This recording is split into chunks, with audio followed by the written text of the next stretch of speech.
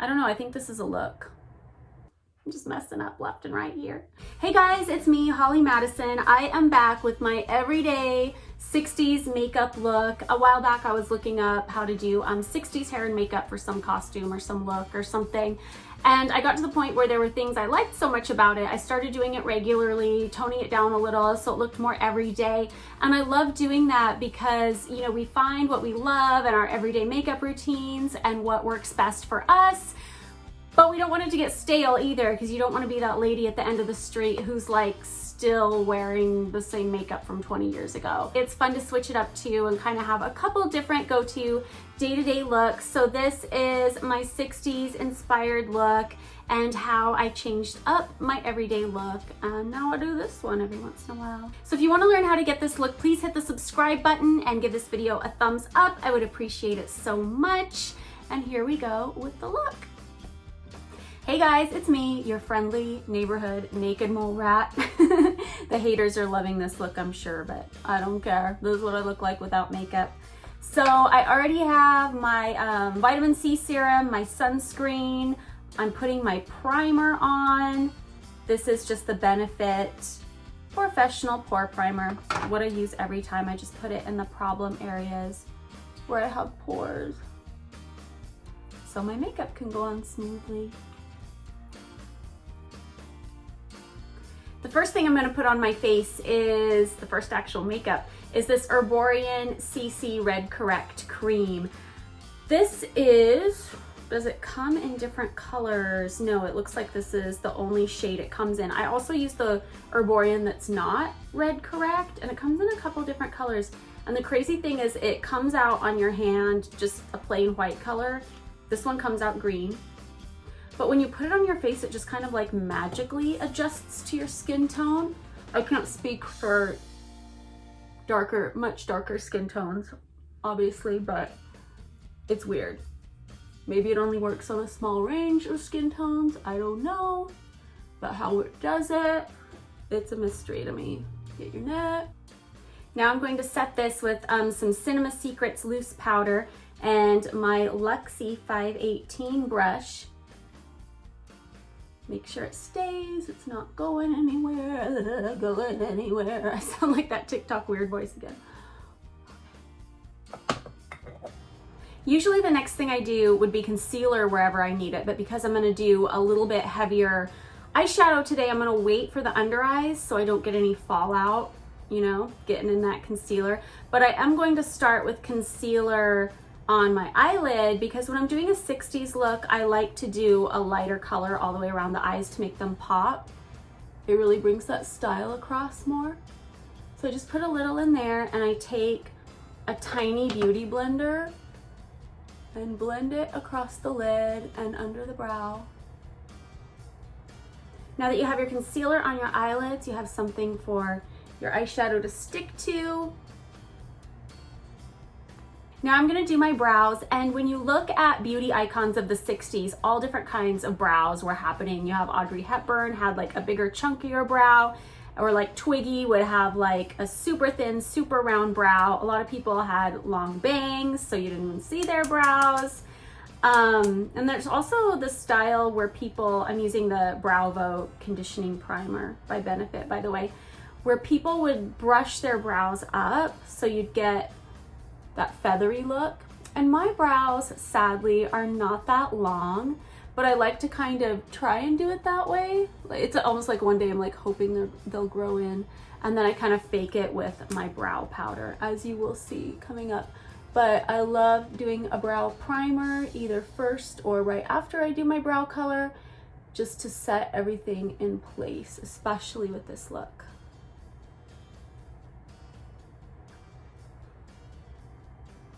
And with this, I always clean, this is one thing, one beauty product you want to remember to have your makeup wipe out and clean it every single time, because it just will be gross if you don't. So to fill out my brows today, I have the Wet n Wild Ultimate Brow Kit in Ash Brown, cruelty free, and it comes with cute little tweezers and a little tiny brow brush, but I'm using a longer one just now because it's easier. This is the Small Angle E65 brush by Sigma, And I'm taking the lighter color because that's what works for me in the brow kit. It also has like a setting cream that I've never tried because I like my conditioning primer better.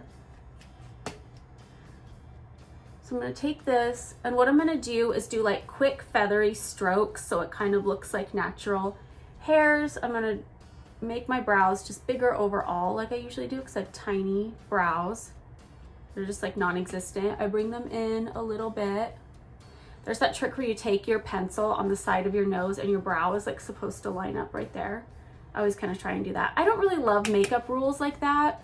I feel like I've seen so many of those like quote unquote makeup rules just go out of style over the years, and you look back on some of them and you think, how dumb was that? Like back in the day, it used to be like your brows were supposed to match your hair. So if you dyed your hair, you had to like dye your brows to match. And there was a period of time where I was bleaching my hair white and I'm like, you know what, just gotta bleach out my brows. Well, that looks stupid. So that's why I don't love these rules. They're so dumb. And now everybody's doing all kinds of hair colors and brow colors and it looks great. So I'm filling in the top and I'm not doing a real straight line. I don't know how well you guys can see that, but I'm fluffing it out a little bit to kind of give it the illusion of the brows that are brushed up. To give me that 60s look. That's a little extreme. If you go a little too far, just take your beauty blender and like cap it off at a certain point, or just fade it a little bit so it looks more natural. And then the ends, the brow shape I chose to go with, though like I said, for a 60s look you can kind of do any brow shape, but kind of our point today is to like mess around and do a look that's a little bit different, just to change it up so we don't get stuck in our everyday thing. So I'm going a little thinner and lighter than I usually do on the end brow, but still doing that fluffy. So there we go. I'll do the other one. So I'm looking at what I did here, and what I'm not loving is this one looks a lot more natural than this one. This is a lot more solid and filled in, and I'm not sure quite how, if it's translating as much on camera. I'm not seeing it as much, but in real life, like this looks a lot darker than this one. So when that happens, this is where this conditioning primer comes in handy again. You can kind of go through with it and really like rake it through, and it'll thin it out if you feel like you've gone too far on your brow. And I'm just gonna fill in one spot that I feel like is looking kind of empty, and we should be good. There we go. Makeup doesn't really look 60s to me unless you have a big black winged liner, and I did a whole video on how to do that, but I'll do it real quick here. This is the Tarte Double Take Black Liquid Liner. I start by like drawing a wing at an angle, kind of headed up toward the end of my brow.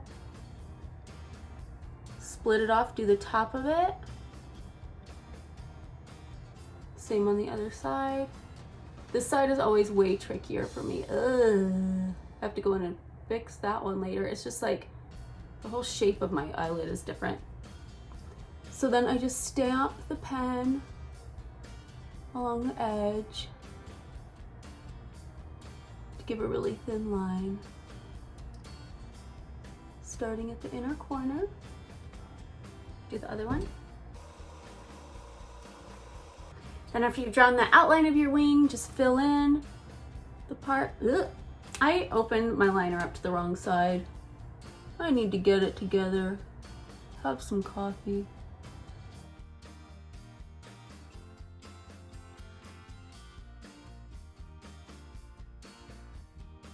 So I'm gonna cut for 1 second and do the eyeshadow on one of my eyes, because I'm gonna do what they call a banana crease, and it's honestly not the easiest eyeshadow look for me to do. So I'm gonna do it, make sure I love it, and come back and give you all the details with the other eye, because I wanna make sure it's right for you. So I'll be right back. Okay, I'm so glad I cut and went and did that by myself first, because I definitely did it wrong a couple of times before I found the look that I like. I'm an astrology nerd, and it just occurred to me that I decided to start making beauty videos during a Venus retrograde, which is probably not great, but whatever.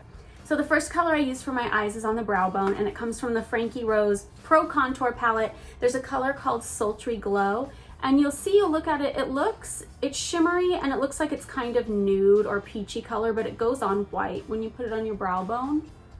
It's just that pop. And I feel like if you're going for a 60s look, white shadow is definitely a thing.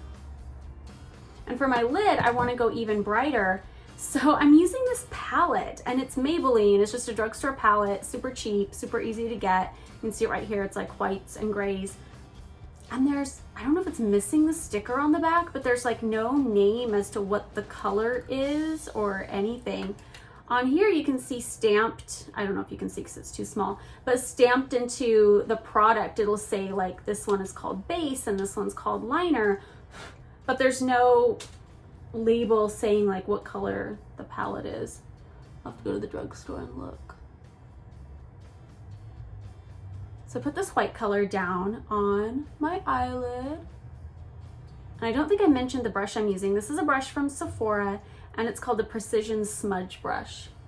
I'm not a professional makeup artist, so I find I'll just pick and choose the brushes that in my experience have worked best for me for certain things, but I'll notice the name on the brush will have nothing to do with what I'm using it for. So if you're a professional makeup artist, you might be like, a smudge brush, and you're just putting your first round of eyeshadow on with that. I don't even know if that's a thing, but yeah, that's what works for me. This is what, for me, helps like pack a color on and give you a more pigmented look rather than a fluffier brush, because it's a pretty solid tip.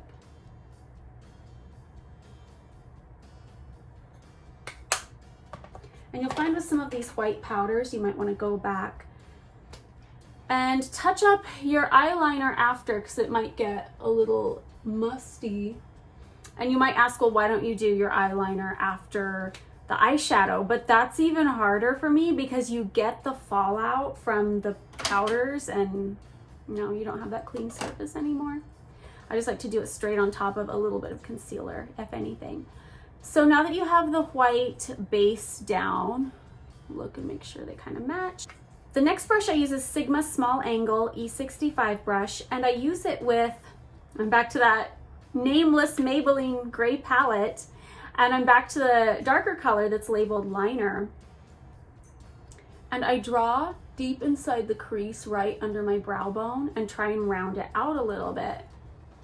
You'll see a lot of 60s looks will have just like a straight solid line, more like this, but I like to blend it out for a more prettier, realistic day-to-day type thing. And of course, when your eyes are open, you can't really see that, so you have to blend it up a little bit too.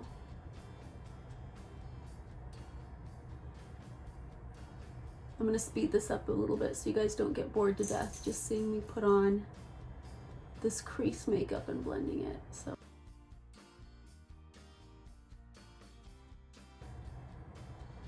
Okay, at the end, when you're reaching the edge of your eye, kind of flare it out a little bit, almost like you're going to the edge of your eyeliner, but not quite. Don't just sit straight in the crease.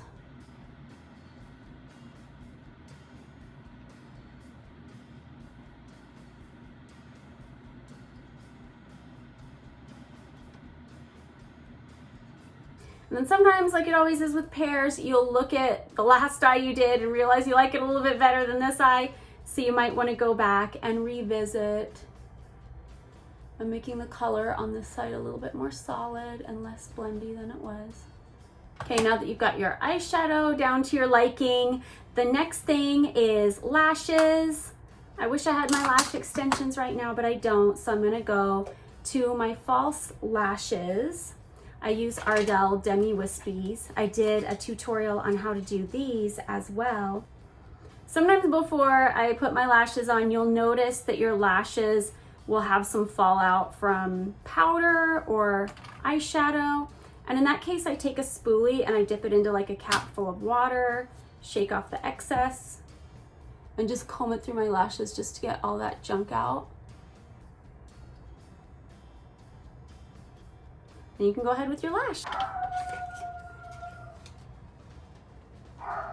Do you guys hear my dog howling downstairs? I have no idea what he's barking at. He thinks he's a guard dog. I usually go in and snip just a little bit. I don't go in too deep, but just a tiny bit of the outer part of the lashes just to give it a little less symmetrical, more natural look. It's barely noticeable, but I like it. It makes it look a little less like you're wearing a broom on your eyelid. Take the adhesive from the packaging off the lash. I trim it so it fits my eye better. This is a personal preference. Everybody's eye shape is different, of course. Put a small amount of glue on. Make sure it dries just a shade before you do it. And put on your eye. Before you touch it up with any mascara or anything, please make sure your glue dries so you're not knocking your eyelash off your eye. The next thing I do for a 60s makeup look is bronzer, because obviously this look works with any skin tone, but you'll notice a lot of beauty icons in the 60s, they look really tan. Like it was in to go out and sunbathe in the actual sun back in the day. So if you're going for that kind of a 60s look, you might want to go in with a little bit of bronzer. And I love the KKW contour palette in light because the bronze color they have, it's just such a great color. You know, I've used so many bronzers and I keep coming back to this one because it really looks like a genuine sun-kissed look, like you've been out in the sun. So I go over my forehead, my nose. I haven't contoured yet, but I just add that shading to the side and underneath because I like to make my nose a little thinner and a little shorter. Cheekbones. Of course, we'll add blush and highlighter there too later. Jawline. Neck. See, it looks like I walked out into the sun for a little bit, I think. Like if you had this tan in real life, it might be like a shade unfortunate, like it looks like you've been wearing the sunglasses, but it gives you that 60s effect because that's what people were doing. And once we do the rest of the stuff, like the contour and the lips and the blush, it'll all come together. I'm using, for the bronzer, the Luxie 508 brush. This is more like a stippling brush, but I find it makes blush and bronzer go on so much more naturally than a typical bronzer brush, for me anyway. Now, before we forget, concealer. My dark circles under my eyes are my least favorite thing. If I could fix anything about my face, that would be it, but I don't know how. So I use Tarte Shape tape in light medium honey almost every day. And especially for that 60s look, kind of having the lighter color as a base for your eyes and around your eyes, like you've been wearing sunglasses out in the sun, it kind of gives you that little effect. And for me, that looks very 60s. I also like to touch up a little bit around my nostril area, just like go into your problem areas that you like to cover a little bit, any blemishes, any places you might want a little bit more of a highlight. And then blend it in with a beauty blender.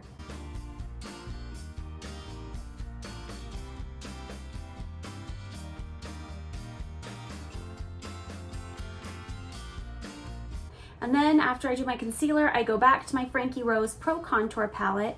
I take a little bit of Mellow Yellow and Baby Doll with a fluffy brush. And this is from Sephora. It's called the Airbrush Crease Brush. So apparently I should be using it more for this, but I think it's perfect for setting my under eyes with a little bit of powder.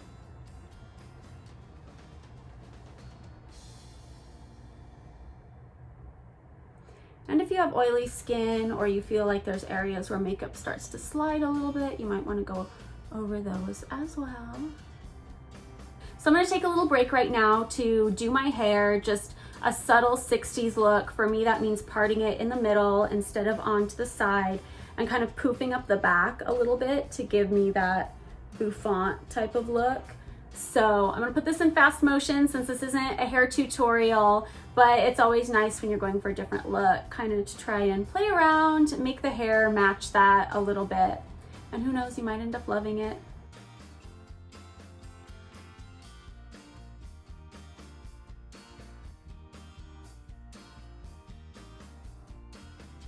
Okay, so now that I've done my hair, I'm gonna go on to contouring. I'm back to that same KKW light palette. I use this contouring color, kind of the ashy brown color.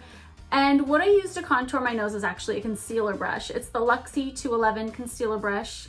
I'm just using all these brushes in the wrong places, but it's what works best for me. It's what gives me a more precise line. Especially, I mean, I do this day to day anyway, but especially for a 60s look, I like to thin out my nose.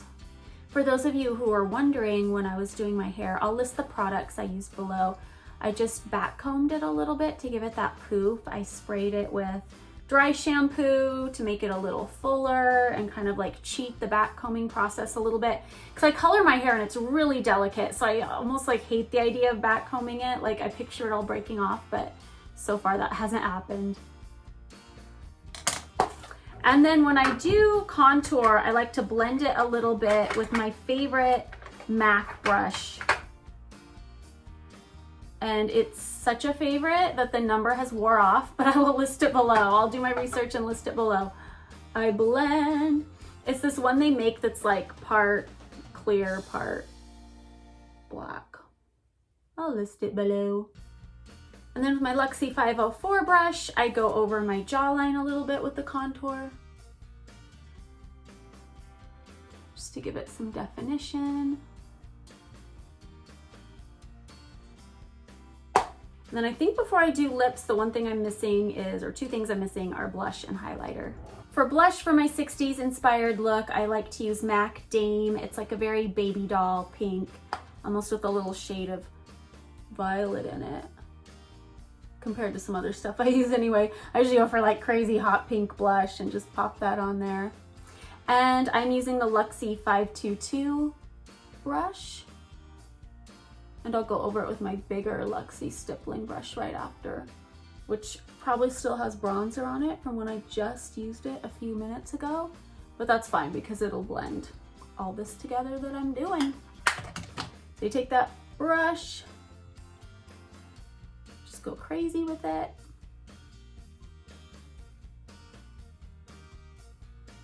And then highlighter. I don't know if people were really using highlighter in the 60s. I feel like that's more of a current thing, but with this particular look, I like to add just a little pop of it with a fluffy brush. I'm using the Luxie 205 brush.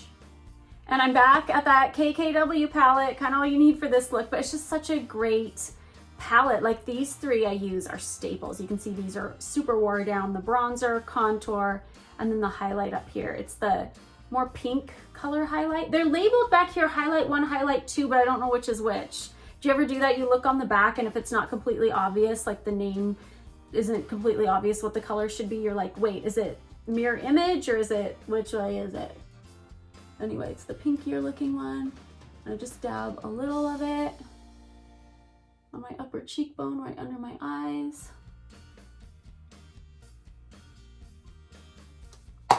And then you can go on to lips.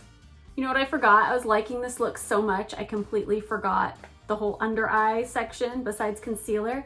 So I'm going back to that gray Maybelline palette. I'm going back to my Sigma Small Angle brush, using that liner color again, the same one we used in the crease. And just doing the outer third of my eye, just a little bit of a line. And sometimes if you want to do like a light colored liner on your waterline, that can give you a really 60s look too. I'll pop that on there too. I don't usually do it just because I feel like not having a liner, not having a dark liner kind of gives you that effect anyway, but I'll pop one on there. And then under eye mascara. I completely forgot mascara for a minute because I was waiting for my lashes to dry because you don't want to go in.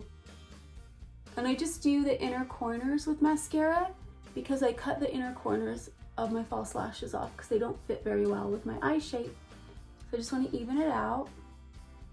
And then I'm doing the lower lashes, and you'll want to lean forward so it's not hitting your concealer. Do that. Lower lash mascara was definitely a thing in the 60s, so can't do your 60s look without it. I'm gonna keep leaning forward until it dries because I don't want to get it on my concealer. And sometimes I go in and just kind of pinch the excess off the lashes too, so you can get back to normal. There you go. Yeah, I like that better. Okay, so lips. So for a 60s look, for lips, I like to go with a really frosty light pink color. I feel like that's a color I ordinarily wouldn't have tried too much unless I was going for the 60s look, but now I love it. And I'm using Dervish by MAC for my lip pencil. Usually I like to use a little bit darker lip pencil. And this isn't like a pinky pink. It's a little more of a neutral, but I like it as a base for what's to come. I overdraw my lip just a shade. Not that that has anything to do with 60s, that's just how I do it day to day, because I have a tiny upper lip. For the actual color, I use Sugar Rush Sugar Coat by Tarte. This is the color Frosting. This is a liquid lipstick, and it dries on pretty well. It doesn't budge.